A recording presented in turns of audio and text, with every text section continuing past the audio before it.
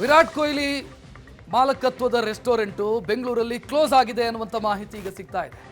Chinnaswamy stadium ಸಮೀಪದಲ್ಲೇ ಈ restaurant ಇತ್ತು. 18 ಅನ್ನುವಂಥ ರೆಸ್ಟೋರೆಂಟು ಬಾಡಿಗೆ ಪಾವತಿಸಲಾಗದೆ ಕೆಲಸಗಾರರಿಗೆ ಸಂಬಳ ಕೊಡೋದಕ್ಕಾಗದೆ ಈಗ ರೆಸ್ಟೋರೆಂಟ್ ಬಂದ್ ಆಗಿದೆ.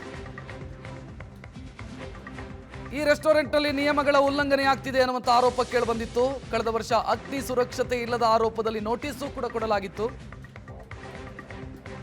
ನೋಟಿಸ್ ನೀಡಿದ ಬಳಿಕ ವಿರಾಟ್ ಕೊಹ್ಲಿಗೂ ಕೂಡ ಮುಜುಗರ ಸೃಷ್ಟಿಯಾಗಿತ್ತು.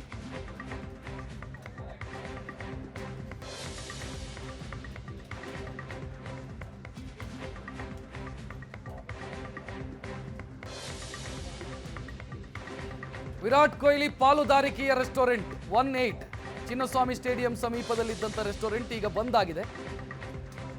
ಬಾಡಿಗೆ ಮತ್ತು ಕೆಲಸಗಾರರಿಗೆ ಸಂಬಳ ಕೊಡೋದಕ್ಕಾಗದೆ ರೆಸ್ಟೋರೆಂಟ್ ಬಂದ್ ಆಗಿದೆ. ಇಲ್ಲಿ ನಿಯಮಗಳ ಉಲ್ಲಂಘನೆಯಾಗಿದೆ ಅನ್ನುವಂಥ ಆರೋಪ ಕೇಳಿಬಂದ ಕಾರಣಕ್ಕಾಗಿ ನೋಟಿಸ್ ಕೂಡ ಬಿಬಿಎಂಪಿಯಿಂದ ಕೊಡಲಾಗಿತ್ತು. ಬೇಸತ್ತಂತ ವಿರಾಟ್ ಕೊಹ್ಲಿ ರೆಸ್ಟೋರೆಂಟ್ ಮಾಲಕರಿಗೆ ವಾರ್ನಿಂಗ್ ಕೊಟ್ಟಿದ್ರು. ಅವರು ಪಾಲುದಾರರು ಮಾಲಕರಿಗೆ ವಾರ್ನಿಂಗ್ ಕೊಟ್ಟಿದ್ರು.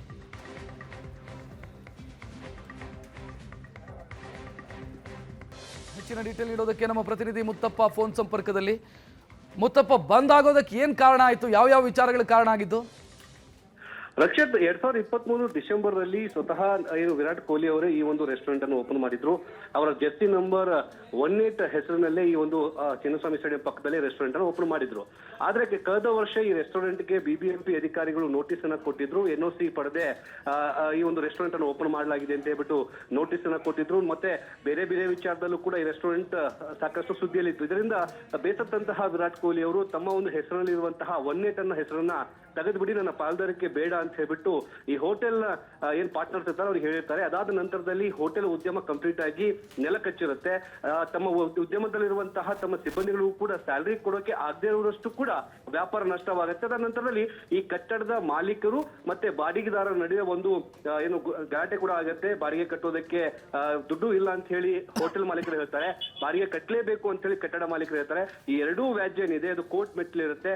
ಕೋರ್ಟ್ ಮೆಟ್ಲಿನ ನಂತರದಲ್ಲಿ ಇಂಜೆಕ್ಷನ್ ತಂದ್ಬಿಟ್ಟು ಈ ಹೋಟೆಲ್ ಕ್ಲೋಸ್ ಮಾಡಿಸುವಂತಹ ಕೆಲಸವನ್ನ ಕಟ್ಟಡದ ಮಾಲೀಕರು ಮಾಡ್ತಾರೆ.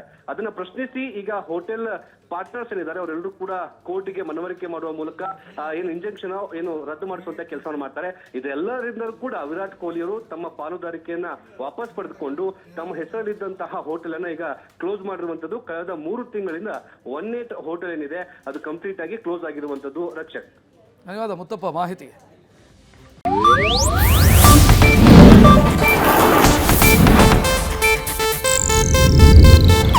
ಇದು ಏಷ್ಯಾನೆಟ್ ನ್ಯೂಸ್ ನೆಟ್ವರ್ಕ್ ಪ್ರಸ್ತುತಿ.